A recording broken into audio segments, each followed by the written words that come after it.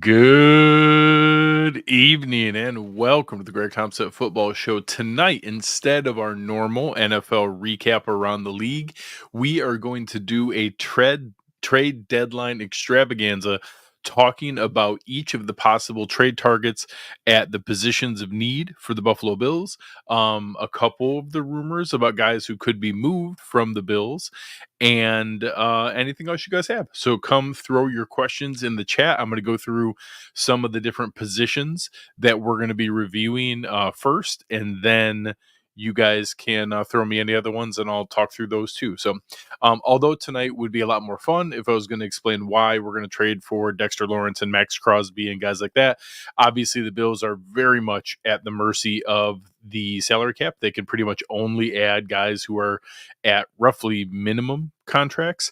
So other teams can do that. They can eat the money in order to move him. We just saw that with Deontay Johnson having his contract eaten by Carolina to move him to Pittsburgh or to move him to Baltimore after Pittsburgh gave him away to Carolina for basically nothing. They got Dante Jackson back in a trade. So I'm curious to see what else comes up, but that'll be a huge factor, and you'll see me talk about that.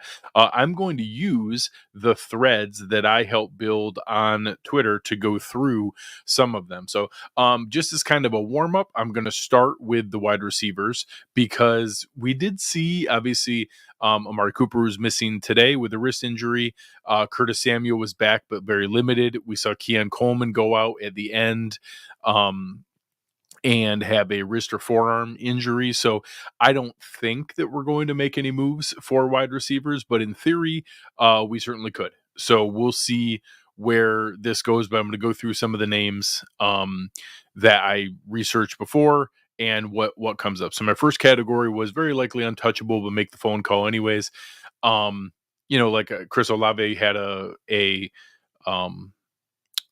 concussion. It went out on a stretcher.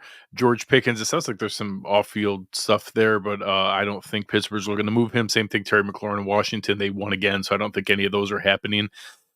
This is a group that obviously from the time that I made this list, we've seen a ton of these guys move. Devontae Adams has been traded. Deontay Johnson has already been traded. DeAndre Hopkins has already been traded. So two names still on this list that have not moved are veterans like Tyler Lockett and Jacoby Myers. If Las Vegas is still looking to move more pieces and they want to eat some of his money, Jacoby Myers would make a ton of sense. He's a strong professional and a good guy. Tyler Lockett's a huge locker room piece in Seattle, and I know they lost to the Rams today in a walk-off, but that entire division is pretty much tied. So I don't think Seattle's going to sell. Las Vegas, I do think, is going to sell. So that one is one that could make sense. Also, this one I had listed as kind of like at least they're young or cheap. It won't move the needle, but it's something. Guys like Jalen Naylor, Josh Palmer with the Chargers, Kendrick Bourne in New England, Treylon Burks in Tennessee, Zay Jones reunion from Arizona, Tim Patrick. In all sincerity, maybe this is the kind of list, but in reality, I don't know that any of these guys are terribly different than a Terrell Shavers or Jalen Virgil that we pulled up from the practice squad now, or KJ Hamler. Like, I don't know that any of these guys really move the needle beyond there, but I guess it's something, which is what I listed it as. Of course, my Goldilocks list, I had Amari Cooper on there, which we already traded for. So two other names that have not been moved, but were technically on my list. I had Cortland Sutton and Romeo Doubs. And another one that's a sneaky one is Darius Slayton. So Darius Slayton is the kind of move where I think he would actually make some sense. The relationship with Shane, the Giants' losses, I don't think he's going to be there long term. They'd only have to eat a little bit of the money. He also wouldn't come in and command a huge role. He could just kind of fit in with what's going on. So this is, again, only if we find out that there's more to some of the injuries with Cooper, with Coleman. Obviously, if we find out some bad news, which of course we don't want to hear, if something like that happened and we thought it was a more serious injury, that's where maybe we would look here at wide receiver. So the next position is, again, another one that I'm not 100% that we would see moves. This is at safety. This comes up because obviously we've heard Mike Edwards wants out because he's not playing. We've seen them not play Bishop a ton yet, but he's obviously a huge part of the future. He's a second round pick. That he's the future at that position. Right now, Damar Hamlin, as Aaron Quinn has shared, is probably playing better than people think. I think Hamlin actually looked pretty decent today. Today's the kind of game that makes me nervous with guys like Tyreek Hill and Jalen Waddle, and he didn't give up a ton. So this is the these are the guys who I think would be some level of impact if they were. So one of the biggest ones was Grant Delpit in Cleveland. They've already redone his contract. It's down to a $1 million salary. He doesn't have anything guaranteed, but he does have a $10 million option bonus next year. So it basically is kind of like either we see him as a long-term fit, or it's kind of a poison pill where you have to release him ahead of time and then he'd be able to go be a free agent. Um, so he's young. He could be a part of the future. That's an interesting one. Guys who are more like veteran band-aids, Quandre Diggs in Tennessee.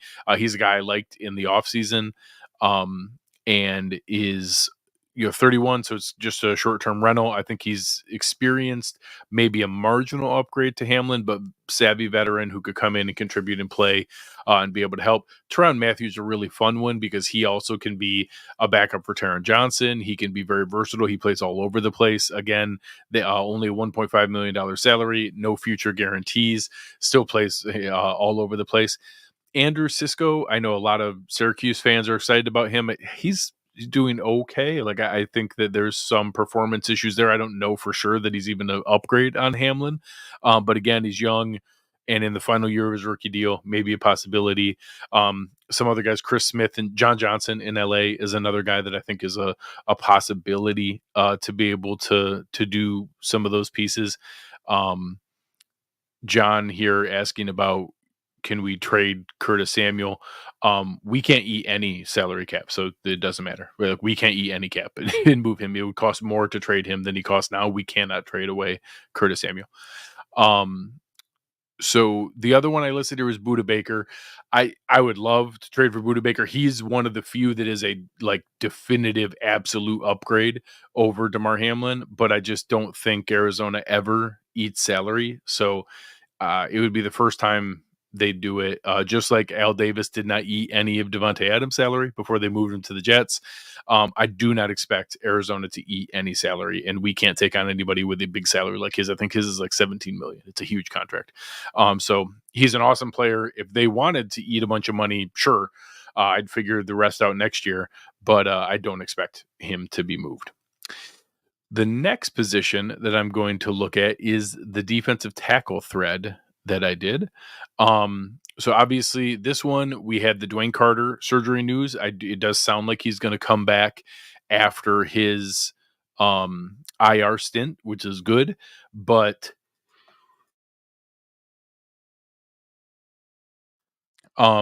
with that, we also saw more inconsistent play today. I'll talk about Dwayne Smoot when I get to the defensive ends, but Dwayne Smoot's been playing a fair amount of defensive tackle. Now he's, getting x-rays on his wrist and forearm as well. So there's a lot of concern there, and we just have not seen the consistent pressure from the defensive tackle group that we need to see, especially with how much money we're paying for Ed Oliver and Daquan Jones and Austin Johnson and the guys that are there. The call-ups like Elianku and Zion Logue and people like that are fine. They're doing the best they can, but they're not an answer to what we're doing either. I do think this is an area that we're going to need to try to look at to be able to add to.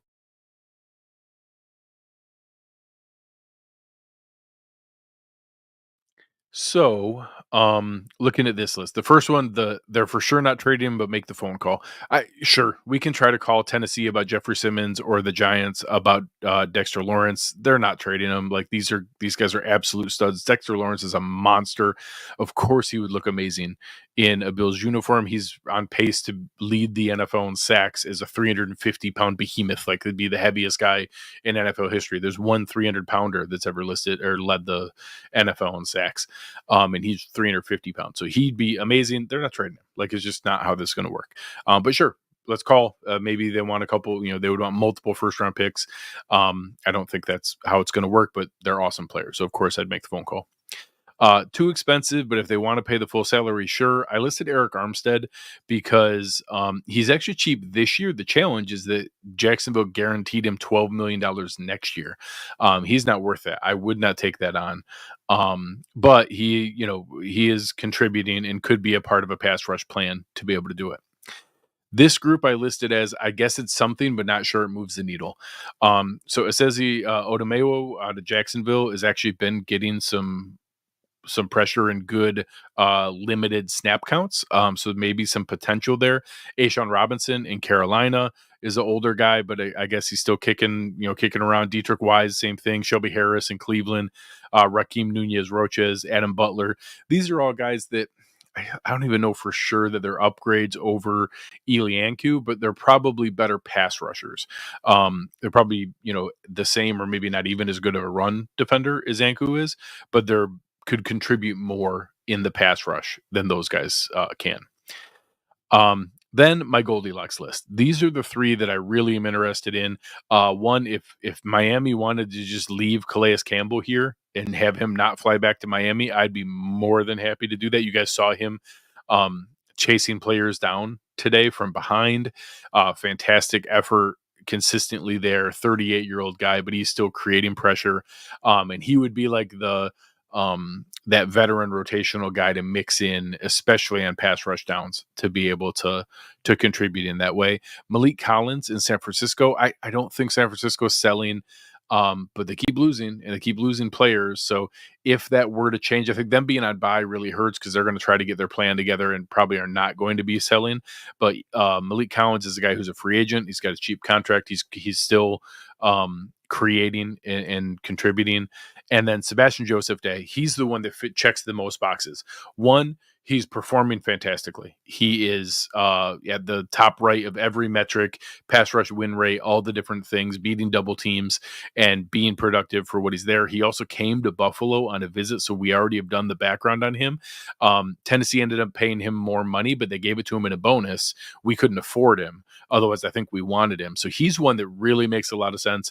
I'm not like predicting that they're going to trade for Sebastian Joseph Day, but he's, in my opinion, the most likely out of the guys that are there. So I think it'll be interesting. RJ, I have no idea where you're getting that Campbell doesn't want to play in Buffalo. At this point, I think he wants to play for a contender. He doesn't want to play on a 2-6 team, even though the weather's nice in Miami.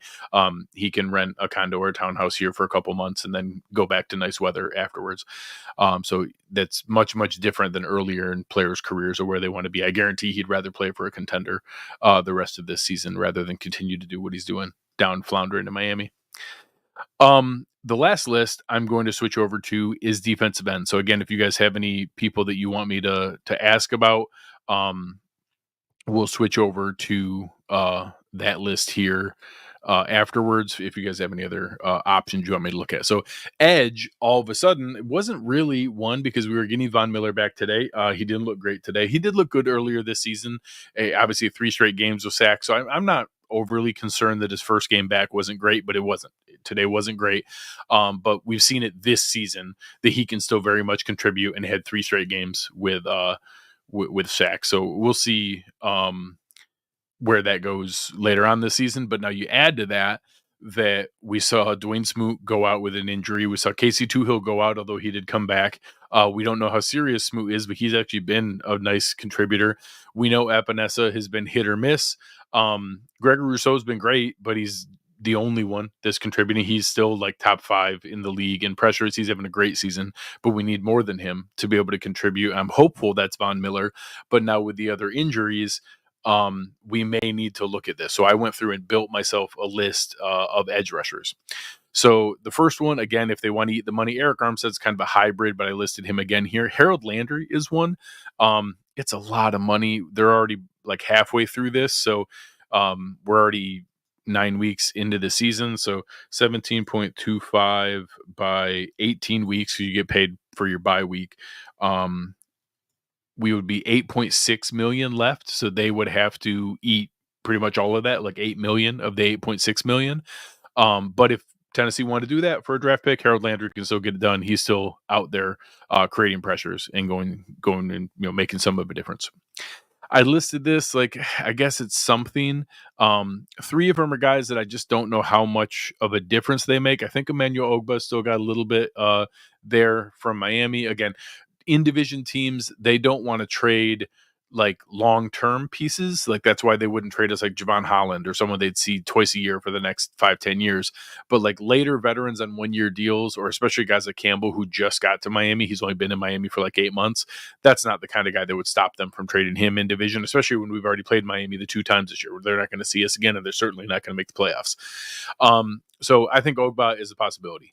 The other one, Arden Key, is a guy in Tennessee. Again, he's still making some contributions, not huge production, but he's also not expensive. They're not going anywhere.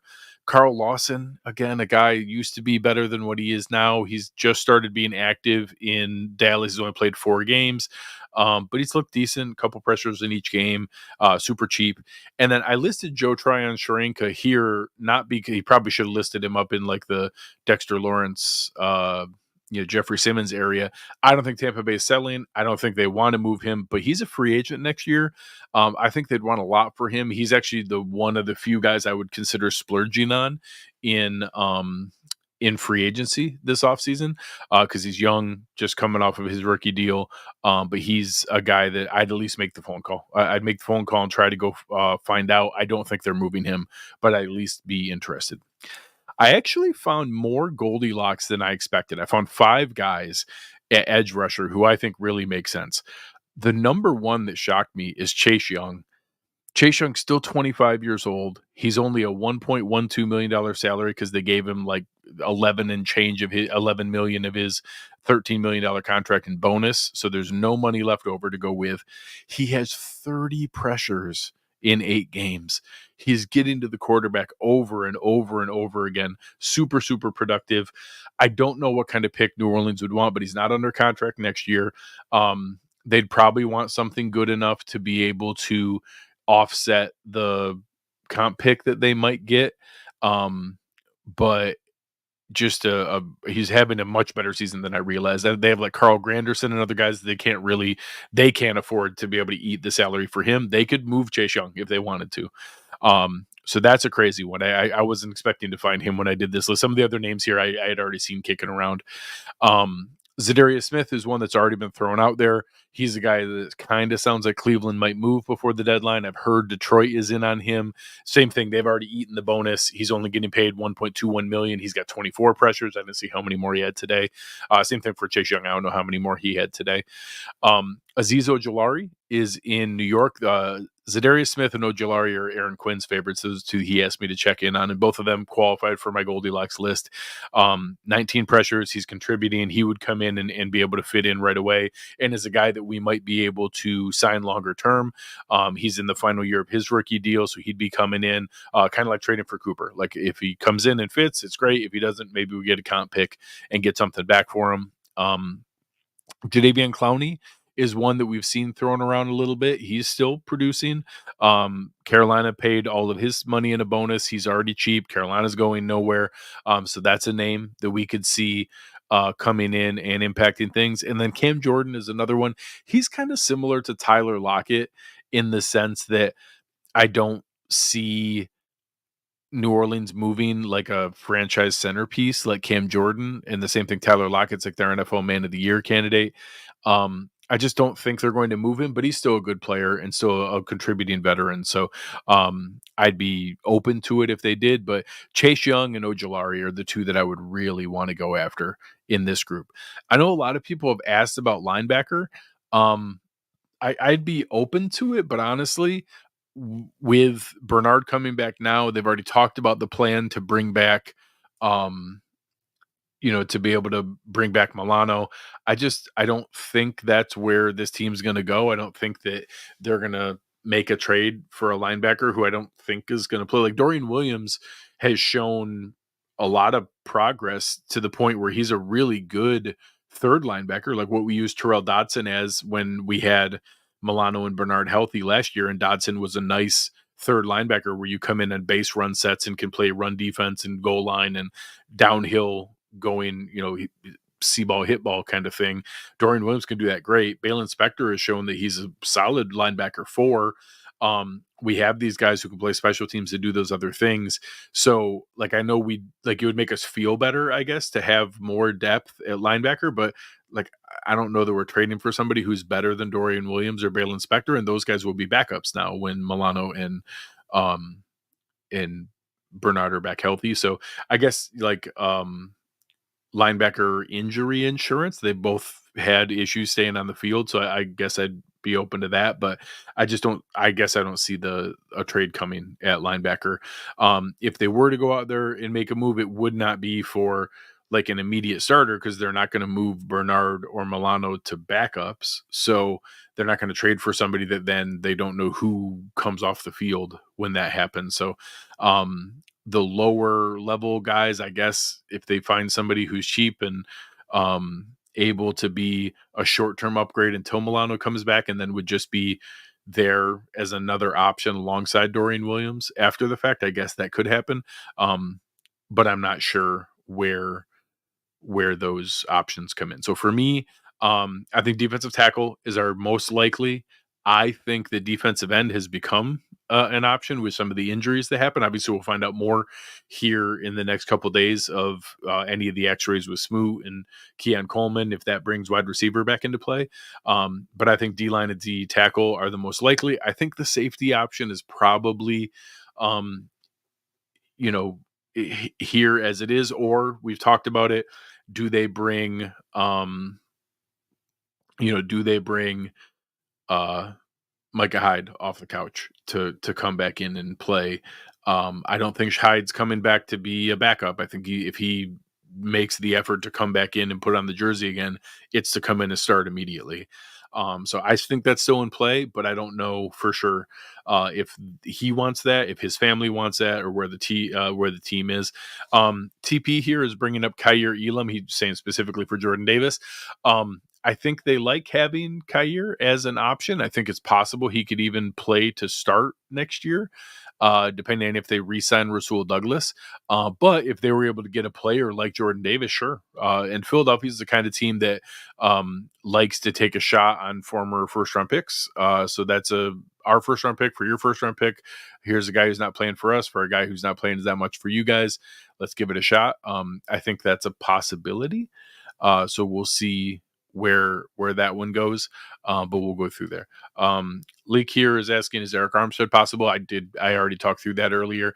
The challenge, he's cheap this year. The challenge is Jacksonville guaranteed him $12 million next year, and I don't think the team would want to take that on. I think that they would want them to eat some of that money to be able to go through there. Ron saying trade Will Clapp for a depth piece at another position. I think that's possible. We always see offensive line is always coveted. We've again been, knock on wood here, pretty lucky offensive line. We haven't had injuries, and even beyond that, Alec Anderson, and some of the other guys we have are the ones who are already, showing as the key immediate depth. So I know Van Pran Granger is there, Ryan Vandermark is there, Alec Anderson's already our sixth lineman jumbo guy. I don't know what the status of Tylen Grable is, if he's able to come back and be a return from IR candidate. But Will Clapp is a guy that I could see being able to do that. Fred asking the real questions here. This is a new Shure mic that I bought. So it's got like Bill's colors, and it actually says Greg Cover One on the back there. I'm my new toy. I just got this a little while ago, but I do like it a lot. So Shure, Shure is the brand. But this is what Brett Coleman recommended that we get. So as T Dobbs is here saying, there's a lot of people here watching, but not that many have hit the like button. So help me out, hit the like button as we go here. A couple more questions I'll get to in the chat here before we wrap up. Tim saying he's worried about Cooper and Coleman. We need wide receiver targets back on board. I do think I don't like it that I had to bring that up at the beginning of the show, but I do think it is a possibility.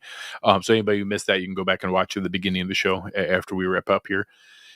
RJ here saying, I don't think you get rid of Elam the way the injuries are this year. I agree. I think a guy like Clapp, who is,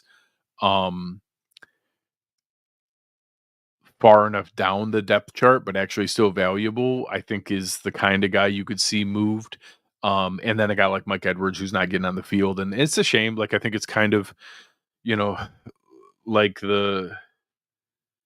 I don't know if it's like the situation. Um, Why am I drawing a blank? I think it's kind of like the situation last year where we brought in Puna Ford and then weren't sure why he wasn't playing, and then now he's playing good in LA. I don't think he became a bad player. I just don't know why it wasn't a fit. So maybe that's what happened. Mike Edwards, I know the timing. He got hurt in minicamp, then he got hurt again in training camp. Um, that's bad timing, and I don't know how good he would have been. Anyways, people bring up the Super Bowl thing. He was a backup for both Tampa and Kansas City, and then based on injury, did come in and did fine. Like he was able to do that. So that's a one that we'd like to see. Um, Paul bringing up like Curtis Samuel hasn't done anything good, but that doesn't mean we can trade him. Unfortunately, his contract, we would have to eat extra money, and we don't have any space to eat extra money. So it is what it is. Next year, we could trade him and be able to at least get some of that money off the books. But most likely, he's on this team this year and next year, and we cut him in 2026. So bad. Sorry for the bad news, but I don't think Curtis Samuel's going anywhere. Maybe we'll trade him next year. All right, a couple last questions here. RJ, if we can get a 2040 seventh rounder for Mike Edwards. I actually think they actually had to put the limit in. You're only allowed to trade for picks 3 years away. So 2025, 2026, 2027, I think is the limit. Because they had to protect teams from themselves to be able to go do that. All right, any other questions? All right, guys, this was a lot of fun. I appreciate it very, very much. Again, help me out. Leave a comment. Let me know if I missed somebody that you wanted me to talk about. I can even research it in the YouTube comments, and I'll answer back. So if you have a trade that you want me to look into that I didn't list the player for, most of it is probably because I didn't think that team was selling. So there's obviously guys that I would like to trade for, but that I don't think the team is selling. And there's a lot of playoff races that are pretty close here. So I don't expect a lot of teams to just give players away when they're still in contention. So we'll see where that goes. But the bottom 10 teams are all there. Yeah, Ron mentioned Devon Godchaux from New England is a guy that I think probably could make my list now. Matter of fact, I'll look that up while we're talking here. Let's see what his contract is. So Devon Godchaux in New England, his cap hit's $9.6 million. His salary is 1.65. What has he got for guarantees? His 2025 salary of $4 million is guaranteed. So he's got a $4 million guaranteed salary next year, 1.65 this year. He's 30. He'll be 31 next year. He is more of a Ilianku upgrade. He's not really a pass rusher. He's a run stuffer, but he's a good one. He's a big, stout, thick guy. I don't think that that's where they'll go, but I do think it's a possibility. I think they'll look more for pass rushers. All right, guys. Thanks again. Leave any other ones in the chat, and I'll see if I can get to them and let you guys know what I can find. Otherwise, appreciate you guys watching the Greg Tompsett Football Show. Make sure to check out all the good stuff we have here at Cover One, and we will talk to you guys soon. With that, we are out.